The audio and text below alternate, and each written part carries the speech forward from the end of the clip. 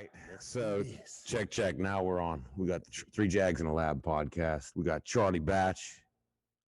Yeah, we got Cold on Switcher. He's learning how to switch. We got Ron Fazio. I have a question. Okay. Yes, Ron. This is an open environment. Which Jag am I? It's kind of important. I'd say Charlie's Jag number one. No, Charlie's not a Jag. Charlie's awesome. Well, who's the? Mark, you, me. I would say you're probably third out of those. Third. Well, it depends. Is three the best or is three the last? Third. It's the last. Then I would put myself third. Charlie's third. Yeah. And then Ron's fourth. I want to be number one Jag. Number one. I would say you're number one in my heart, Ron. That's for Aw, sure. Thank you. And then when Mark gets here, He'll be number one. you're number one. Yeah, you guys fight like little cats and dogs. All right, so just so everybody knows, we recorded this podcast 2 weeks ago, and the audio didn't line up with the video, so that was my bad. So we'd have Mr. Batch come back down. Mr. Fazio's fresh out of the hospital, basically, after his 4th of July party, which was awesome, by the way. Good party. Good party. So first thing I want to talk about is last time Charlie was here, he was telling us he had sleep problems related to a football injury, we believe. So we're going to get into that in a second. But we specially compounded CBN in a pill, Yep. correct? Yep. And what did we find? Well, let's go back. Tell us your first story about taking the CBN when you came and said you had sleeping problems. So you all provided the CBN for me, and I was worried about the strength, number one, and then how I would feel in the morning. And at that point, you recommended taking one. And of course, I didn't listen to that. I'm gonna take two. I'm only 5'6". What are you, 6'2"? So I ended up taking two, and literally slept like a baby. I was probably 9.5 hours of sleep that day, and I was like, "Wow, okay, now we're on to something." And usually you're getting 5 or 6.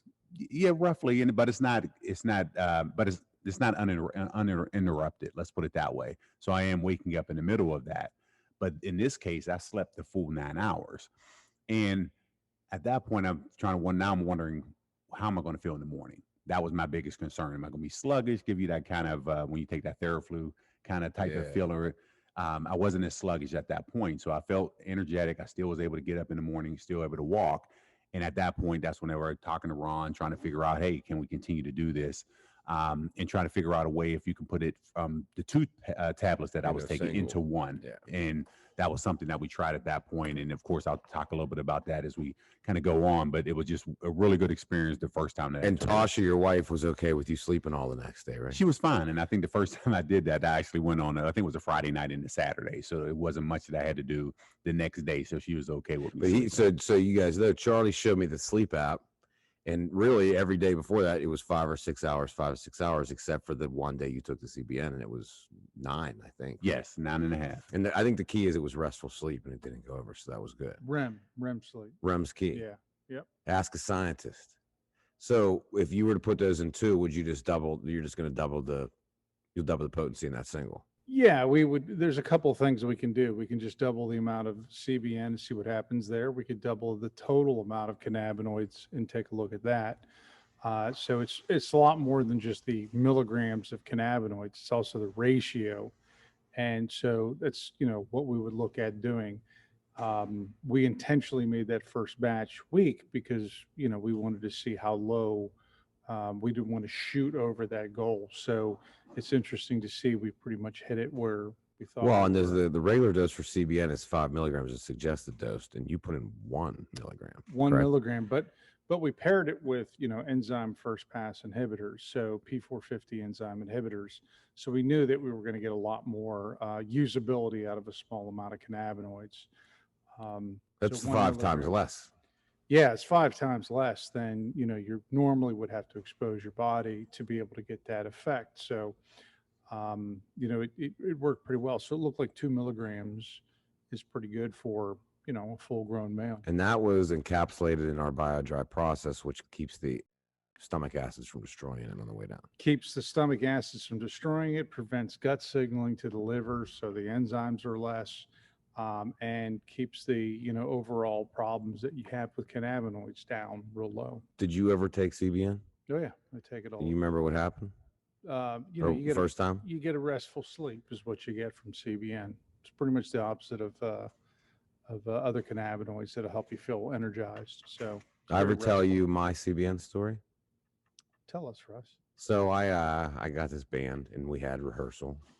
And what happened was is I had I think a meeting like 7 hours later, right after band practice. I had to be up and like out of the house dressed at 7 hours. And I like to have like 8 hours of sleep. So I figured I'll take this CBN about an hour before rehearsal's over. That way I could run headfirst to my pillow and just go to sleep. Well, the next day I woke up at 8 a.m., not 6 a.m. like I was supposed to, fully clothed on the floor in the studio with my head on the mixer. So it wiped me out within an hour. And I just woke up 9 hours later, 8 hours later. Best sleep of my life. Yeah. But when I wake up fully clothed with my eyeglasses on, you know something bad happened the night before. And you don't remember. And I'll get into my CBG story later. So, but Charlie, the reason you think maybe that you have problems sleeping is because of tinnitus, right? Right. And that was because of what happened at the end of your career, really. Yeah. And tell us about that last drive. Well, I'll give you kind of the brief story and not bore everybody maybe that's listening. But in my final game, and I went 15 years almost to the day, literally last football game, last drive, fourth quarter, 6 minutes, 51 seconds left. Not that I remember, or anything of that nature. But at that point, we're So going you down. see it on YouTube. First third down of that series, I ended up taking a shot on third down. I literally threw a pass to Mike Wallace to the right. And lo and behold, ended up tackled as I released the football. And at that point, I hitting the ground, and I was concussed to a certain degree, and couldn't remember much at that point. And as the drive went on, I still I played through it, finished the game, and of course, at that point, I'm waking up the next morning. I'm like, man, something's not right, because I started to kind of get concussion feelings, started to get low-grade headaches, started to get blurry feeling. And something just wasn't right. And I'm like, this is crazy. But lo and behold, the ringing in my ear was not going away. And that was something that I had issues with. Lo and behold, ended up going to the doctors. They took me through a series of tests and said, at this point, you have tinnitus. Originally, they said it may go away in about 6 months. And I'm like, okay, let's figure out how this goes. 6 months came and gone. Nothing, it still was there. Lo and behold, here we are 7.5 years later. And I still have the ringing in my ear, still as loud as can be at that point. And it's just kind of tough because it disrupts the sleep, because I have to sleep now with sound on, to the point where it disrupts the sleep of my wife, because she likes to sleep silent, nothing on. I have to have some type of low sound that's in the actual in the room. And it's just frustrating because it changed my life essentially over the last 7.5 years. So hoping that, that eventually will go away. But in the process, that's when I was kind of abusing Ambien, because I needed to go to sleep. I did, by any means necessary, whatever that looked like. But after a while, my body just became used to it. Mm-hmm. And it just wasn't even, I would take an Ambien, it wasn't even kicking in anymore. So I knew I had to do something different.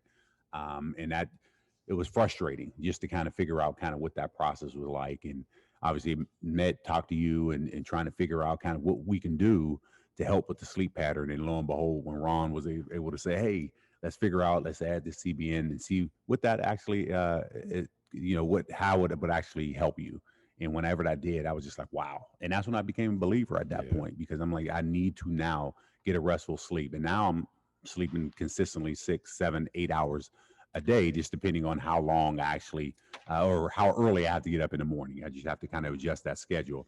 But if I know I can sleep in and I'm trying to get some sleep, I literally take those pills probably about 9:15. Yeah. I have it right timed out 9:15. It kicks in probably about 45 minutes later. About 10 o'clock, I'm asleep. Yeah. I'm asleep at 10. It's good to know. So that's kind of just my story as I kind of go about. And then at that point, of course, 6:30, you can kind of come around. And of course, my dogs are right next to the bed. Yeah. It's time to eat. I don't care, Dad. Let's go to You got what? You got a Shiba Inu, you got a, what are the three? I have a Shiba Inu and a Rottweiler. So my Shiba Inu is 6, my Rottie is 5. And then we actually have a new one to the family, which is a Beaucheron. And it's a French breed, which actually is bred to herd cattle. And we actually was able to foster the dog for a while, only because the dog was adopted by a French family. but it couldn't get into the country because of COVID. COVID, yeah. And What that a was great it. So we story. had a contract pretty much till May 31st. So I tried not to get attached to it, but it's hard. You know, I've had it for 5 months.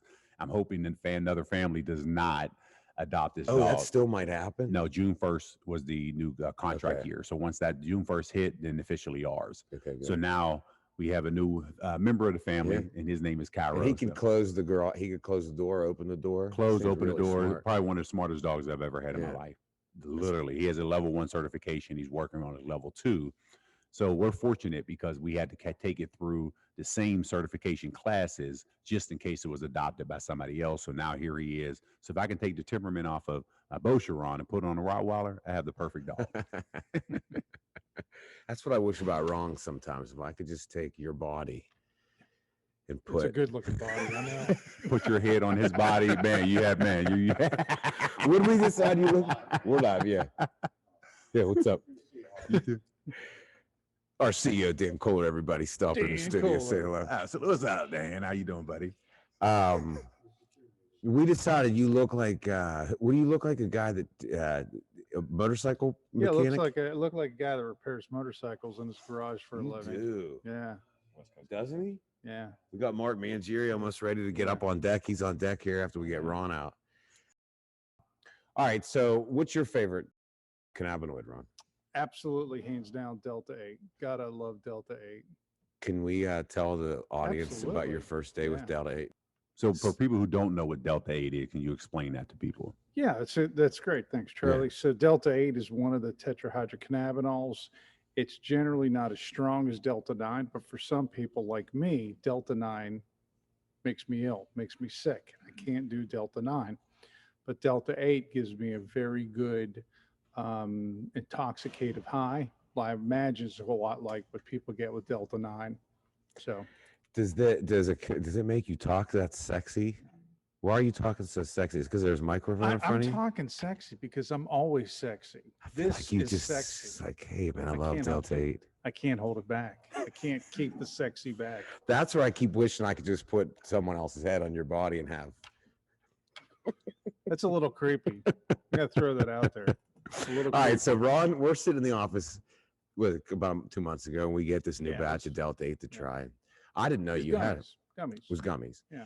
And Ron walks in, and his eyes are real big, and he starts asking me a bunch of questions that I just feel weren't necessarily appropriate for work. You know what I mean? And I don't know I'm what they were, but yeah. like I'll take it. I'll push it to the edge. I'm big on shock value, but sometimes Were they it was just a little inappropriate? I hope they were. it was borderline inappropriate. Nice. Not to me, but if you would have said it to anyone else, I'm like, what's going on? Yeah. And I didn't know what was going on. And then about an hour later, you were just as goofy. And that's when you came clean and said, I ate Delta 8 gummies. And we all realized that it seemed like you were drunk a little bit. It did seem like it. I was. I was. Very much so. Yeah. So it gives you energy. What's the potency of Delta 8? So these were 25 milligram. Again, people say that Delta 8 is like 1/10 the strength of Delta 9. I don't know. I can't. You I mean, can't do you see me Delta on 9. Delta Yeah, he 9, acts it's awful. super weird on I'm that. sick. yeah. Man, it felt great. It felt intoxicated. It felt, and then 4 hours later, I was You're right as good. rain. Yeah. So it was nice. What's weird is Delta 8 doesn't work on me. See, I haven't tried it before, but I hear a lot of people talk about it. So when they talk about Delta 8, Delta 9, they're just throwing it out there as if everybody kind of knows what that means. Right. And and they don't. And they don't. And then Yeah. you start seeing some of these states that are banning.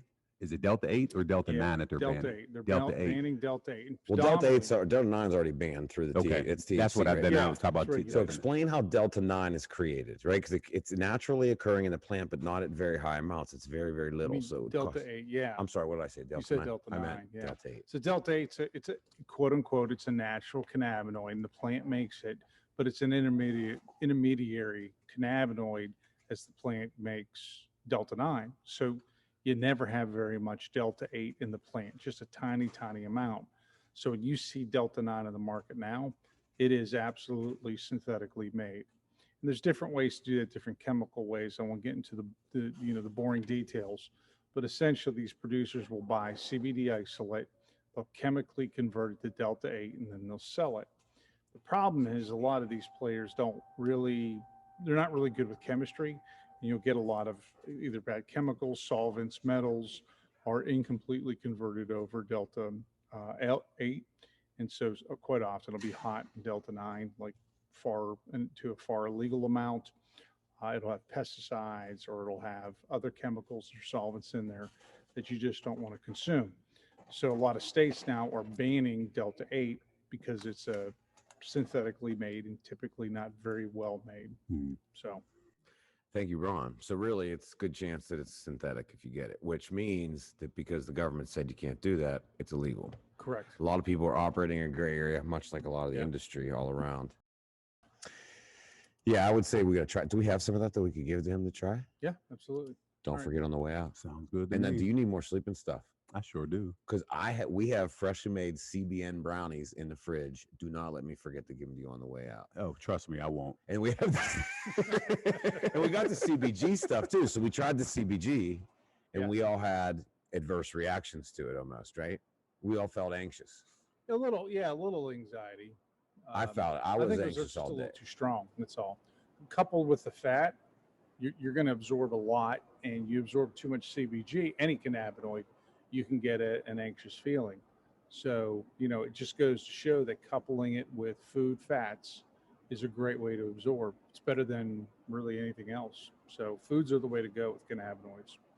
Okay, so on that topic, because we're going to bring Mark out, could you compound a couple pills with the double? I say a bunch of pills for Charlie. Absolutely. And that's what maybe we'll give him some before he goes. There you go. All All right. Ron FAZIO, everybody. Take it Oh, easy. wait. We have a question from the audience. Say, where do you get your hair cut? They're wondering. Man, Supercuts. Supercuts? Look at it. Check it out. Thought you were bringing back the Floby. Get the bowl. Shave Wrong the with the sides. flow. He's just on everything. There you go. All right, Ron. Get out of here. We're going to have Mark come on in. Mark Mangieri, everybody. Thanks, Ron. Now, listen, what I...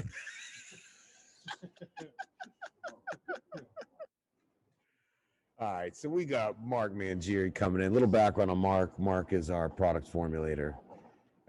Just an FYI, it's raining outside, so I don't know if you guys can hear that, but it's coming down pretty hard. So Mark does product formulation. A little background on Mark. Mark started his own supplement company, developed, merchandised, formulated, and sold over $100 million in product. He's a champion of the supplement world. Mark Mangieri, everybody. Thank you, Russ Cersosimo. And we were talking last time, we got cut off because Charlie's a world-class athlete.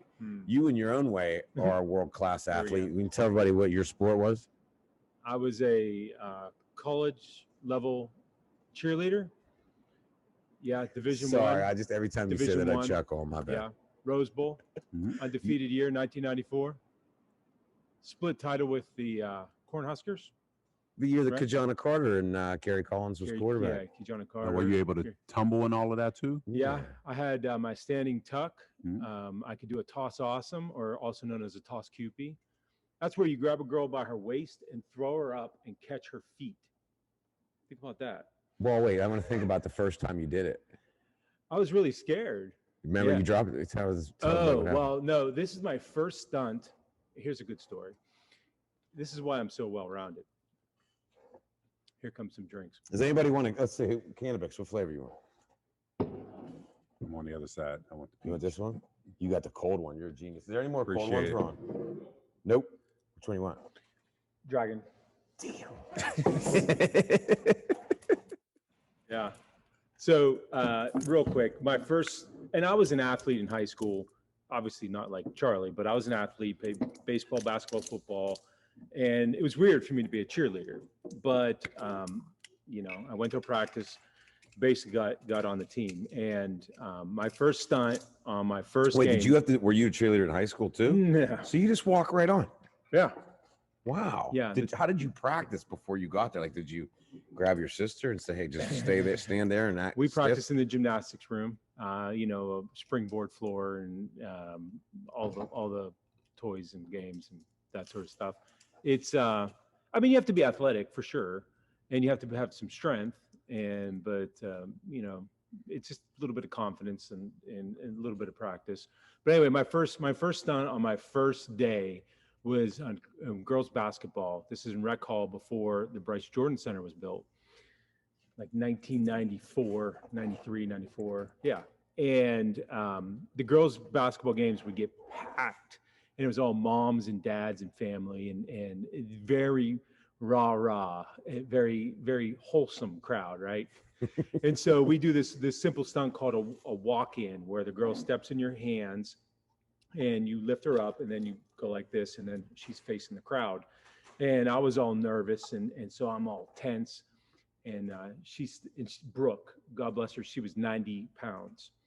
And so she stepped into my hands, and I was, the fear is don't bring her up, and then you have to set her back down, and then you're off beat and everything. So I was sure to get her up. Well, I used so much legs and used so much chest and shoulders that she went up and up and up and up. And so I had to reach up and grab her, and I grabbed her with two hands on her foot and rode her to the ground. And she went, boom. And the crowd went, ooh. And she got up and ran. Yeah. And I was standing there in my cheerleader uniform with my megaphone. And that's how I started. And that was me on the JV team. And I fought through that first bad play. And What happened to Brooke in the end? She dropped out of school. She's homeless now. Depression. Yeah. Wow. No, I don't know. I apologize, obviously, and she was cool about it after the fact. But most everybody on that team, they were cheerleaders their entire life. That's what they loved, and I was just there to have some fun. And I ruined her day. Well, anyway, that's a pretty awesome story. That's pretty cool. Mm. But the point is, you're an athlete, because I used to date a cheerleader, and she said to me, cheerleading's a sport. Yeah, my daughter's a cheerleader. She will not stunt with me. I'm like, how won't. many dads can stunt? It's a good point. And but she won't do it. Whatever. So last time we were here, we were talking about supplements in relation to recovery and maybe pre-workout. Mm-hmm. Where did we get with that? Because Charlie was talking about how guys want recovery after the fact, right? Or where were we? Do you remember that conversation? I don't specifically, but I really like CBD as a recovery product. Charlie asked about having a brownie or a cookie pre-workout or post-workout. What's better? Guys getting at it, in the morning sometimes, and when they're supposed to take, their CBD. Personally, I like the effects of CBD post-workout. It's a very strong anti-inflammatory, and that's its main sort of mechanism of action. Also to note is the half-life, that's how long it stays in your system, is almost a full 24 hours. So timing is less important. Whereas like an amino acid, you take in branched chain amino acids, or maybe a caffeine before your workout, it hits quick and it leaves sort of quick. The amino acids work a little bit different, but stimulants and things like that, they hit hard and quick, and then their effects dissipate quick. CBD is different. You can have a certain time every day to take it, and as long as you're consistent, your cannabinoid level in your blood is going to stay higher than baseline, so long as you're consistent, 1 or 2 doses a day. Well, so while we're on that topic, so we have you want a cookie or a brownie, Charlie, or both? I will, Okay, but not right now.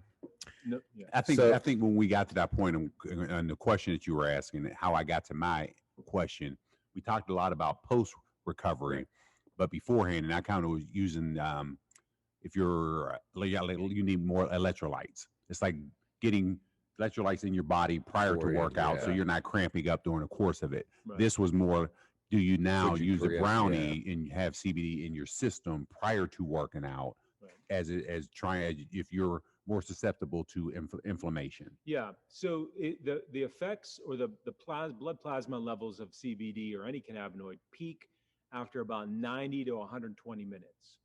So if you do want to try to time it, hour and a half, 2 hours before a workout is best. Now, but if you do work out at 6 a.m., that's hard. So I would recommend taking it before bed, and do the best you can with it. So one of the things one of the reasons we put it into food was because the absorbability increases, right? Or how much bioavailability. What is the difference between taking this in let's say a pill, or a tincture is a good example. Right. A lot of people were taking it in tinctures and eating it with a certain amount of fat. Yeah. So cannabinoids, all cannabinoids are present in plants. And for the most part, for humans, plant is a food. So this is basically a food component. But when we consume it in a concentration that doesn't occur in nature. So it's like a medicine. It is a medicine. And so when that comes in your body at that high concentration, a lot of it is lost because it's not typical to get that much all at once. And so there's a couple solutions. And one is to combine it with something called P450 enzyme inhibitors. We make a product called Cannaboost, and it helps the absorbability. But to an extent, the long-term and less expensive way of doing it is to take it with the food. And the delta is giant. So if you take CBD by itself in a tincture on an empty stomach, you have a bioavailability of about 3, 4, 5, 6%. It's definitely in the single digits. But when you add it with food, those fat-soluble cannabinoids mix with the dietary fats in your food and enter your system more looking like a food. And so that delta is as high as 14x. So if you're taking 10 milligrams on an empty stomach, it could have the same effect as 140 milligrams on an empty stomach, 10x. That'd be just 10x. You mean on a stomach full of fat?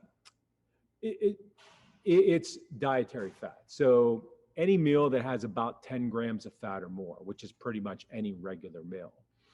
And there's a reason, there's a big, long scientific reason why, but your body recognizes it more as a food and less as a medicine, Yep. and it's more accepting of it. And that's the short answer. I'll tell you, I noticed the difference. If I eat it in this cookie form, I mean, within 1 hour, I'm because CBD sometimes will make me tired in high amounts. A lot of other people doesn't. I know it doesn't. You don't get affected when you eat one of these, right? No, as far as tired. No, you don't get tired. No.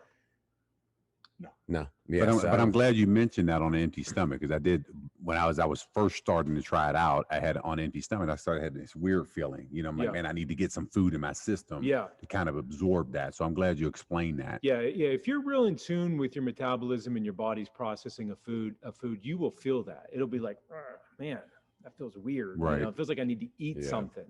Especially when you compared it to now 10x on an empty stomach versus what you think you're taking, you know, when you initially absorb it into your system. So no, I appreciate that. Yeah. Thanks for explaining that. It's pretty awesome stuff, which is why I'm excited to give you the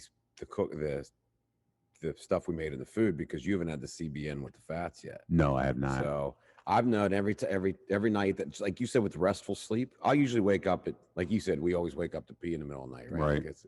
But like with the CBN, that doesn't happen. I just wake up the next morning and it's like, whoa, I missed that whole entire part of my life where I wake up and have to like wonder, am I going to go back to sleep, which is nice.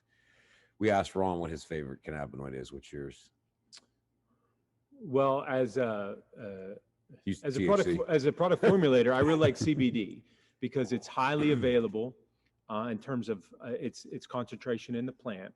And it's relatively easy to extract. Our goal here is to reduce the price to increase the audience, and CBD is the easiest to do all that, and it's very effective. Personally, I'm a fan of THC. But they both have a similar effect on my mood. And you mentioned CBD makes you kind of drowsy. For me, it really calms me down. You know, I have kids, I have a family, job, all kind of other things going on, and it can get anxious, and so it really helps calm me down. Both THC and CBD. That's funny because when most people talk about using THC, they don't mention their family, their kids, and their work. I need drugs to cope. I get a lot of moms that say they're not mom of the year after they get their vape pen. It's funny how that works. So just quick question: if you had to pick Bruno Mars or Justin Timberlake, who would it be? Wow. You know what I mean? That's a tough one. Yeah. What do you think, I like split right down the middle. Right. I'll pick Bruno Mars because you're hosting. Like if I was stuck on an island with one of them for the rest of my life, I think it would be Timberlake, because I think he's just a better person deep down. But I mean, if it was anywhere else, I think it'd be Bruno. You know what I mean? What do you think? Well, I mean, if he's down there in Miami and he's, what do you say, shrimp, or he's eating scampi on the beach, Yeah, that's right. on one Yeah, song and say, Julio- yeah, I'm going Julio down. grab a stretch. I'm going down to Miami with Bruno. But I think overall, I think, you probably got to go with, I would go with Timberlake. Yeah, I think you got to go with Timberlake. It's like if it was married, if it was MASH, remember MASH? Oh yeah, I think you'd want to marry Timberlake. yeah. All right, so Ron came back. He got the sleeping pills for you, Charlie, which is awesome. Now he didn't tell me if it was double or triple dose. I guess we'll have to find out. Lastly, Charlie, because we're gonna wrap it up because it's hot in here. It's raining. Tell us about what's happening with the foundation at the end of the summer. Oh, Best of the Batch Foundation. It's our personal foundation or a family foundation that we have. We've been around now for 21 years, and we service 3,800 kids annually throughout southwestern Pennsylvania. So we're excited about that. Out of that 3,800 kids, 1,100 of them physically come through our door. For people who don't know, we're an educational foundation, which we focus mainly on reading, computer literacy, along with our STEAM programs. A lot of people say STEM. We say STEAM because we had the A in arts in there as well, because we have a lot of our kids who are interested in that. And we're expanding. We're adding on 27,000 square feet to our existing building. So it'll be 33,000 square feet in total.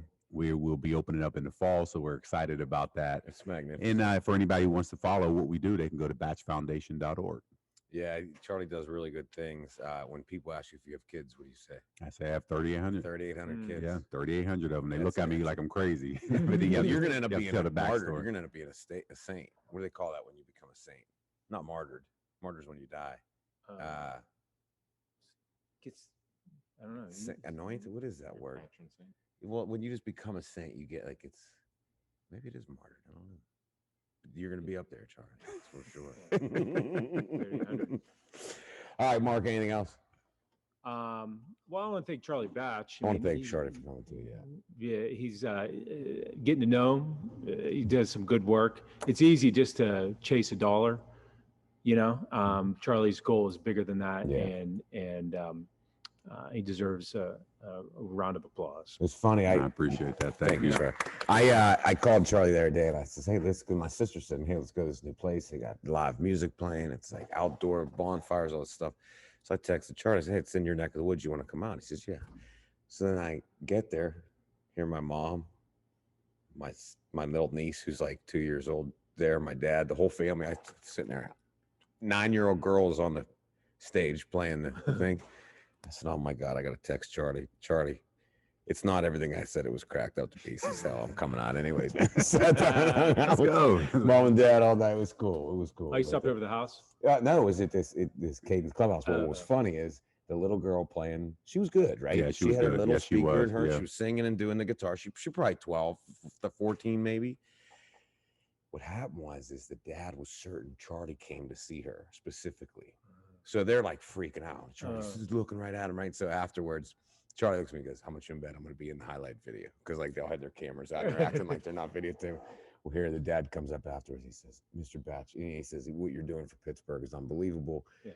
Thank you so much for coming to see my daughter. This means so much to me." And he donated his daughter. He just said, "Hey, look, you ever want her to do entertainment? It's on me." It was cool, but I just thought you made their day, man. It was like when he thought that Charlie came to see her. No, it was cool. good. It was a surprise, to go out there and watch. Anytime you have live music, you want to hear it. On that note, same place, September 24th, Cadence Clubhouse, Pyramid Incense playing. Because that stage outside right before you got there, I said, "Hey, you guys mind if my band comes and plays?" And she said, "Yeah, what do you do?" So I sent her my stuff. We're playing there September 22nd. Nice. Yeah. Congratulations. Yeah. So anyways, that's the 3 Jags in a lab. We're going to come back and do this probably in a month again. And we'll have new information. I think we're going to have CBG by then that we try. We're going to get the ratios right. And it'll be like Adderall but natural. So anyways, over and out.